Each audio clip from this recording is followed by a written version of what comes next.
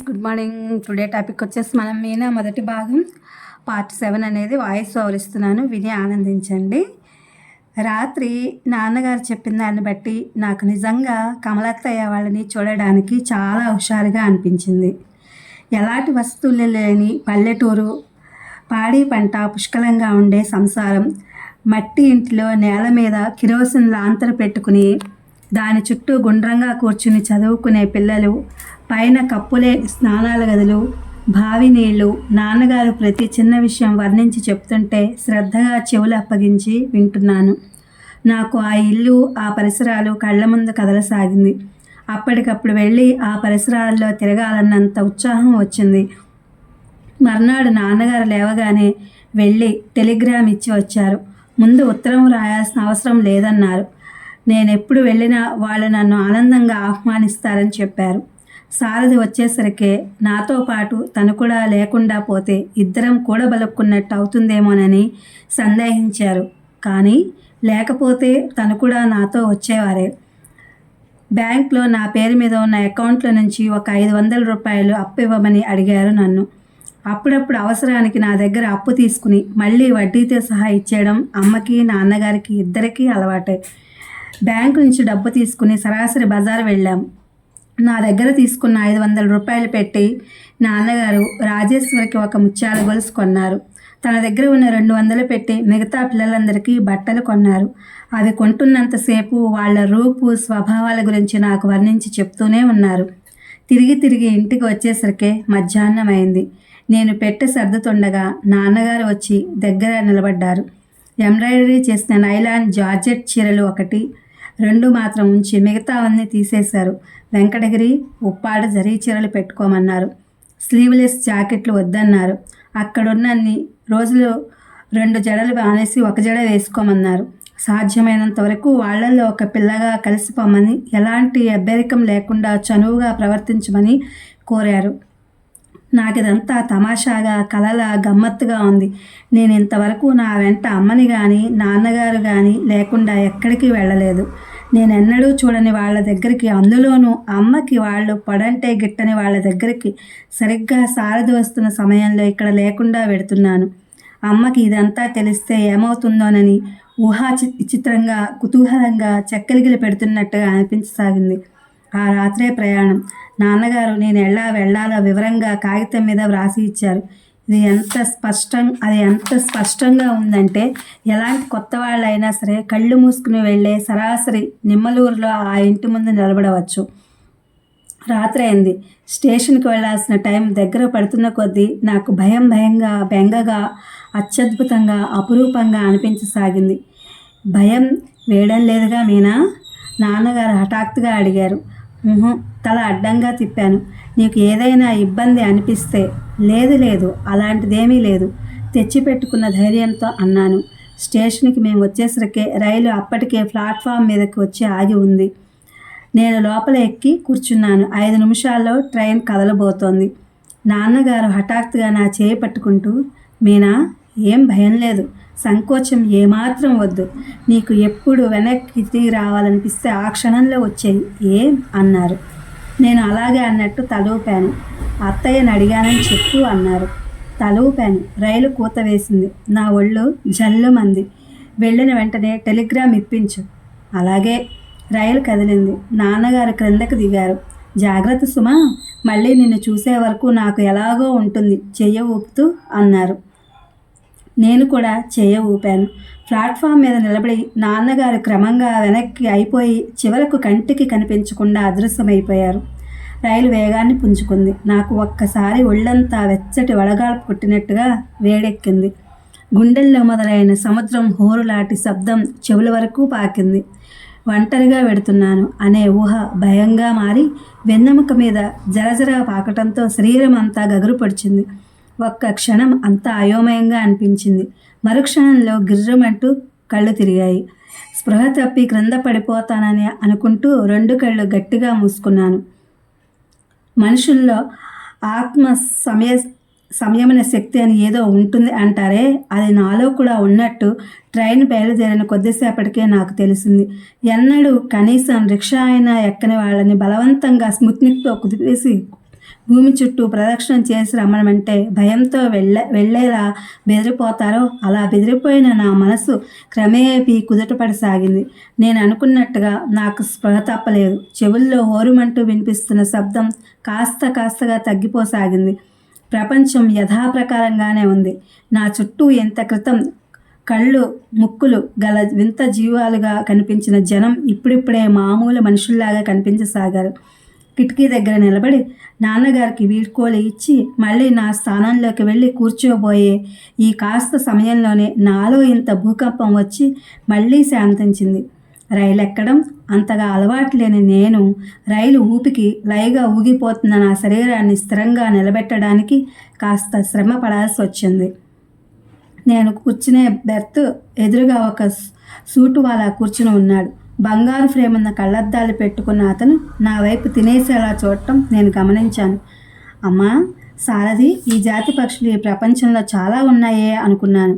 రైలు ఊపికి నిలదొక్కుకోవాలని ప్రయత్నిస్తూ వస్తున్న నేను సూటు వాళ్ళ వైపు తూలు పడబోయి ఎలాగో నిగ్రహించుకున్నాను. కానీ ఆ ప్రయత్నం పూర్తిగా సఫలం కాలేదు.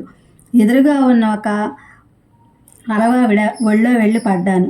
రెప్పపాటు ఆవిడ నేను పడబోతున్నట్టు గ్రహించిన దానిలా నా బరువు ఆవిడ మీద పడకుండా 2 చేతులతో నా భుజాలు పట్టుకుని గట్టిగా ఆపింది.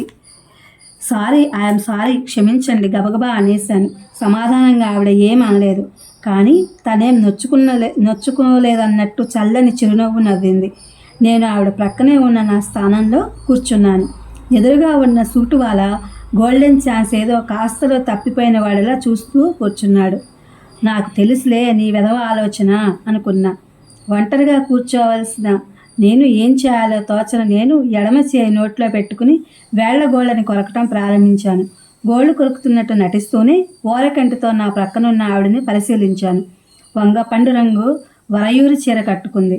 ముక్కుకి బేసరి ఉంది. చెవులకి రవ్వల దిద్దులున్నాయి. ఆవిడకి నాకు మధ్య చిన్న కూజాబింది అంత మరచెంబు ఉంది. ఆవిడ నా ఓరచూపులు పసిగట్టినట్టుంది. నవ్వుతూ అడిగింది, ఏ ఊరు పెడుతున్నారు?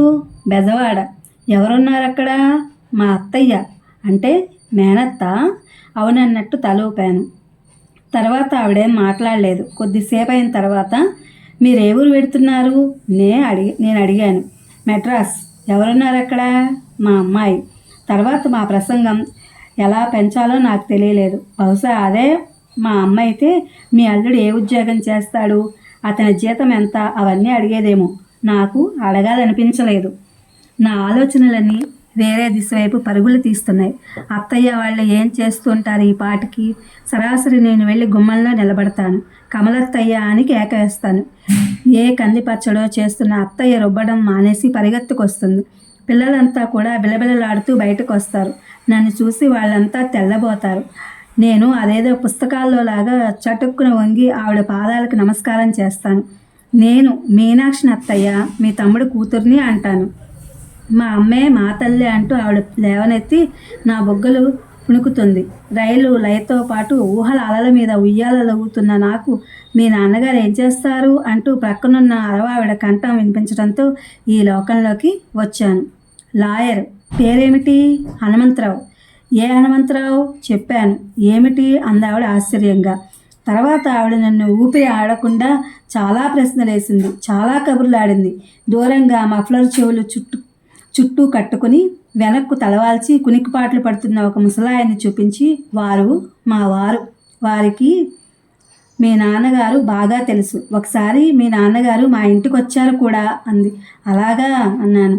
నాన్నగారి స్నేహితులు ఎవ్వరూ లేరు, కానీ పరిచయస్తులు చాలామంది ఉన్నారు. పరోపకారైన ఆయనకి హితులు అసంఖ్యాకంగా ఉండటంలో ఆశ్చర్యం ఏమీ లేదు. మా అమ్మ ప్రమేయం లేకుండా తెలిసిన వారందరూ ఆయన్ని దేవుడు అంటారు. లోకుల దృష్టిలో మంచితనంగా గుర్తించబడిన ఆయన స్వభావం మా అమ్మ దృష్టిలో చేతకానితనంగా కనిపిస్తుంది. అంతే మరి. ఈ రోజుల్లో సమర్థత అంటే ఏమిటి? పరులను పీడించాలి. తెలివితేటలంటే ఏమిటి? పదవులు సంపాదించాలి. ఈ రెండూ కాని మనుషులు అమ్మలాంటి వాళ్ళ దృష్టిలో వాజమ్మలు. నేనెవరో తెలిసిన తర్వాత మామీ నాకు చాలా కబుర్లు చెప్పింది. ఆవిడ అసలు పేరు పట్టమ్మాళ్ళట, కానీ ఇరుగు పొరుగు అంతా మామీ అని పిలుస్తారట. ఆవిడ భర్త స్టేట్ బ్యాంక్ ఆఫ్ ఇండియాలో క్యాషియర్గా చేస్తున్నట్ట. వాళ్ళకి ఒక్కతే కూతురు మెడ్రాస్లో ఉంటుంది. అల్లుడు ఏడాదికి 10 రోజులైనా భార్యని పుట్టింటికి పంపట్ట. అందుకని 6 నెలలకు ఒకసారి వీళ్ళే వెళ్ళి చూసి వస్తుంటారట. ఆవిడ వాళ్ళ కుటుంబ చరిత్ర అంతా చెప్తోంది. మామీకి మంచి వాగ్దాటి ఉంది.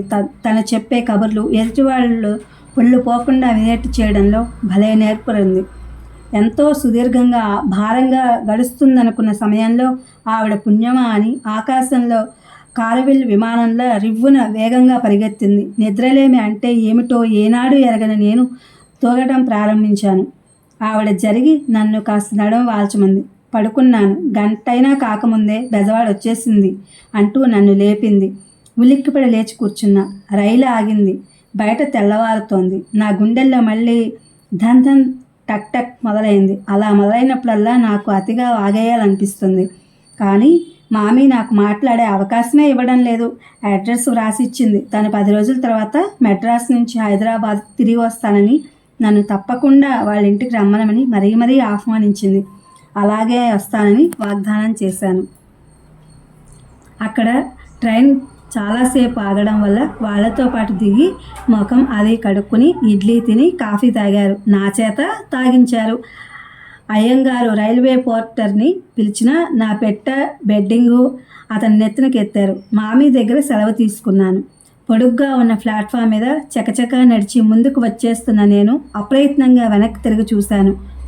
మామీ అక్కడే నిలబడి ఇటే చూస్తోంది. వీడ్కోలు ఇస్తున్నట్టుగా చెయ్యెత్తి గాలిలో ఊపాను. ఆవిడ కూడా ఊపింది. హైదరాబాద్ వెళ్ళేసరికి ఆవిడ నాకు గుర్తుంటుందో ఉండదో కానీ ఈ క్షణంలో మాత్రం నా హృదయంలో చిరంజీవిగా నిలిచిపోతుంది. నేను మలుపు తిరగడంతో వాళ్ళు అదృశ్యమైపోయారు. నా బెడ్డింగ్ తెచ్చిన పోర్టర్ చాలా మంచివాళ్ళ ఉన్నాడు. బస్టాండ్కి రిక్షా తనే మాట్లాడాడు. రిక్షా అతను చెప్పిన ధరకి సగానికి సగం తగ్గించి బేరమాడి ఒప్పించాడు. నేను దానికి కృతజ్ఞతగా వాడికి ఇవ్వాల్సిన దానికి రెట్టింపు అతని చేతిలో పెట్టాను. కళకళలాడే ముఖంలో 2 చేతులు జోడించి నమస్కరించి అమ్మాయి గారిని జాగ్రత్తగా తీసుకువెళ్ళు అని రిక్షావాడిని హెచ్చరించాడు. ఈ బెజవాడ వాళ్ళు ఎంత మంచివాళ్ళు అనుకున్నా. రిక్షా రివ్వున పరిగెత్తసాగింది. నాకేదో ఎత్తుగా ఉన్న సింహాసనం మీద కూర్చుని ప్రాతకాల వేళ వ్యాహ్యాలకి వెడుతున్నట్టుగా ఉంది. ఈ బెజవాడ రిక్షాలు ఎత్తుగా విశాలంగా ఏనుగుల్లా ఉంటే మా హైదరాబాద్ రిక్షాలు పొట్టిగా చిన్నగా ఎలకలా ఉంటాయనిపించింది. రిక్షా అతను గంట గణగణలాడిస్తూనే నోటితో తప్పుకో అని అరుస్తున్నాడు. నగరం ఇంకా పూర్తిగా నిద్ర లేవలేదు. అప్పుడే మెలకు వచ్చింది. బద్ధకంగా ఒళ్ళు విరుచుకుంటున్నట్టుగా ఉంది. 4-5 గజాలు దాటగానే జేబురుమాలతో నా కంఠంలో ఊపిరి ఆగిపోయేంత గట్టిగా ముక్కు మూసుకున్నాను. చూడలేనంత మురికి, భరించలేనంత దుర్వాసన. జంతువుల్లో కూడా టార్జాన్లుంటాయని ఆ పందులను చూస్తే తెలిసింది. ఈ నగరం యొక్క ముఖ్య విశేషం ఏంటంటే ఇక్కడే స్వర్గం నరకం రెండూ ఉన్నట్టున్నాయి. అలా తలెత్తి పైకి చూస్తే ఎత్తైన కొండలు, సుందరమైన ప్రకృతి, కొండల మీద అక్కడక్కడ తెల్లగా కనిపించే తమాషా ఆయన ఇల్లు. నేను తరచుగా చూసే మార్నింగ్ షోస్ ఇంగ్లీషు సినిమాల్లో ఆంగ్లేయులు పాత పట్టడంలా ఉంటుంది. తల వంచి క్రిందకి చూస్తామా? అమ్మో, భరించలేం. నరకానికి ప్రతిరూపం. వర్ణించడానికి భాష లేదు. మరి ఈ పరిసరాల ప్రభావం ఇక్కడుండే మనుషుల మీద ఉండదా? ఉంటుందేమో. రిక్షా తూనీగల బస్టాండ్ ముందు ఆగింది. లోపల ఆవరణల నుంచి కూలీలు పరిగెత్తుకొచ్చారు. వాళ్ళల్లో ఒకడికి నా బెడ్డింగ్ అందించి నేను వెళ్లాల్సిన ఊరు పేరు చెప్పాడు రిక్షా అతను. అదిగో బస్ రెడీగానే ఉంది, రండి అన్నాడు వాడు.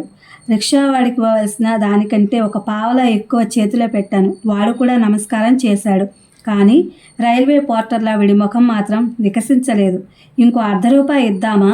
మరీ వినాశదానిగా అనుకుంటాడేమో అనుకుంటుండగానే కూలీ కేక పెట్టాడు. చప్పున రండి, బస్సు కదిలేట్టుగా ఉంది. నేను నా ఆలోచన మాని వాడి వెంట పరుగులాంటి నడక ప్రారంభించాను.